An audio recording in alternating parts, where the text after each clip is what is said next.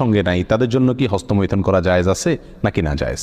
কোরআনে কারিমে আল্লাহ সুবহানাহু ওয়া তাআলা বলেছেন, ওয়াল্লাযীনা হুম লিফুরুজিহিম হাফিজুন ইল্লা আলা আজওয়াজিহিম আও মা মালাকাত আইমানুহুম ফাইন্নাহুম গায়রু মালুমিন ওয়া ফামান ইবতাগা ওয়ারাআ যালিক ফাউলাইকা হুমুল আদুন। তিনটি আয়াত আল্লাহ তাআলা বলেছেন কৃতদাসী এবং নিজের স্ত্রী এই দুই শ্রেণী ছাড়া, এই দুটি ক্ষেত্র ছাড়া অন্য কোনো জায়গা যাদের লজ্জাস্থানকে তারা ব্যবহার করে না, সেই সমস্ত লোকেরা সফল মুমিন, তারা সার্থক মুমিন।